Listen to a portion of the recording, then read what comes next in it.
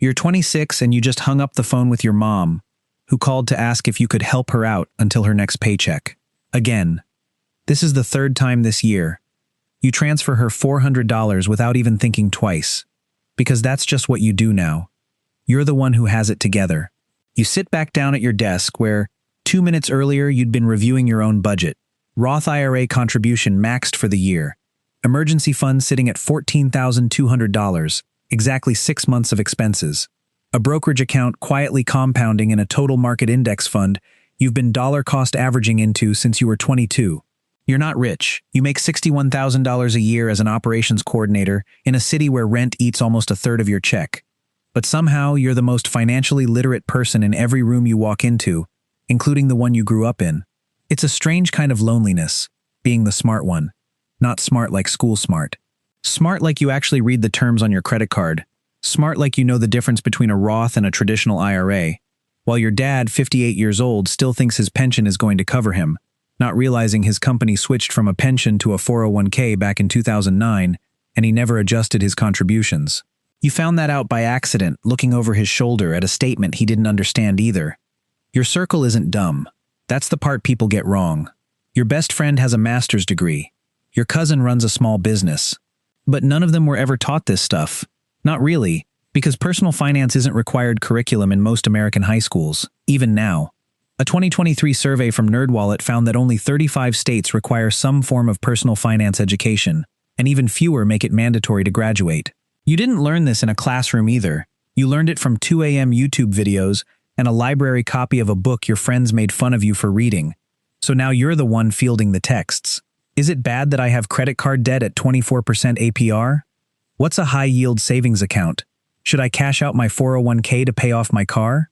You answer every single one, patiently, because you remember being confused too. But there's a weight to it that nobody talks about. You're not just managing your own money anymore. You've quietly become the financial safety net for everyone who loves you, without ever being asked, and without ever being paid for it. And the hardest part isn't the money you give, it's the advice they don't take. You told your dad 3 years ago to start an emergency fund. He still doesn't have one. You told your friend to stop paying minimums on a card charging more interest than her raise. She still hasn't moved. You're not arrogant about it. You don't bring it up at dinner. But late at night doing your own numbers, a question creeps in that you can't fully shake. What happens when the smartest person in the room is also the only one preparing for what's coming? The answer starts showing up faster than you expected. Your dad calls in March, voice tighter than usual, asking what an RMD is, because he got a letter from his old 401k provider. He's 58, 10 years from full retirement age, and he genuinely doesn't know what a required minimum distribution is or why it matters yet. You spend 40 minutes on the phone walking him through something he should have learned decades ago, patient on the outside, quietly unsettled on the inside, because if he's this behind at 58, the runway to fix it is getting short. You start noticing the pattern everywhere once you're looking for it. Your aunt, 61, still carrying $22,000 in credit card debt she's been meaning to deal with. Your friend group, mostly late 20s, where exactly one person other than you has ever opened a retirement account. The data backs up what you're seeing in real time. The Federal Reserve's 2023 Survey of Consumer Finances found that nearly 1 in 4 American adults has no retirement savings at all. Not low savings, none. And the median retirement account balance for families nearing retirement age, 55 to 64, sits at just $87,571, according to that same Fed data. That's not a number that funds a 25-year retirement. That's a number that funds 2.5 years if you're lucky. This is the part that sits heavy on your chest some nights. You're not just smarter than your circle by accident. You're watching, in real time, a generation gap that nobody prepared you for. Your parents came up believing Social Security and a pension would carry them. You grew up watching that promise quietly dissolve, and somewhere along the way you taught yourself to build a parachute they never thought they'd need. So you start doing something most people your age never even consider. You start having the conversation. Not the lecture, the conversation. You sit your mom down, not to shame her, but to actually map out her Social Security estimate using the calculator on SSA.gov, together, at her kitchen table, on her laptop, with her coffee getting cold next to both of you. You find out she's set to collect $1,540 a month starting at 62, and her rent alone is $1,200. You don't say anything dramatic. You just ask her what the plan is for the other expenses. She doesn't have an answer. You didn't expect her to. This is the moment you realize being financially smarter than your circle isn't a flex. It's a responsibility you never signed up for but can't put down either. Because once you see the gap between what people think they'll have and what the math says they'll actually have, you can't unsee it. You start carrying a low hum of worry for people who don't even know they should be worried yet. And it raises a question you didn't have an answer for a year ago, one that's going to define the next decade of your life whether you're ready or not. How much of your own future are you willing to delay, to fix a past that was never yours to fix? That question follows you into spring. You don't get an answer right away.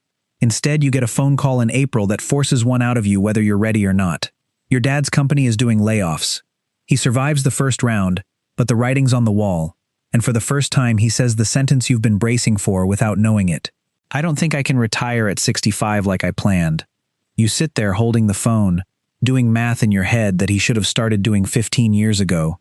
If he works until 67 instead, claims Social Security a little later, and finally starts contributing the 6% his new employer would match, he could close some of the gap. Not all of it. Some. This is when you understand something that changes how you see your own money forever. Being financially smarter than your circle doesn't mean you get to coast. It means you've been quietly drafted into a role nobody offered you a salary for. The family's unofficial financial planner. And the data says you're far from alone in this. A 2022 study from the National Endowment for Financial Education found that adult children are increasingly stepping in to manage or advise on their aging parents' finances, often well before retirement age, often without any training, often while still building their own financial foundation at the same time. So you make a decision that a lot of people in your position never make. You stop trying to fix everyone, and you start protecting yourself first, the way the airlines tell you to put your own oxygen mask on before helping the person next to you. You don't say no to your mom's $400 request next time, but you do open a separate account for it, a literal line item in your budget called family support, capped at an amount that won't sink your own future. You stop feeling guilty for maxing your Roth IRA before bailing out a relative's overdraft fee. You realize protecting your own retirement isn't selfish. It's the only way you'll actually be able to help anyone long-term instead of drowning next to them in 20 years.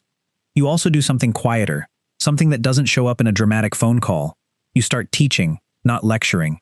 You send your cousin one article instead of a 20-minute speech.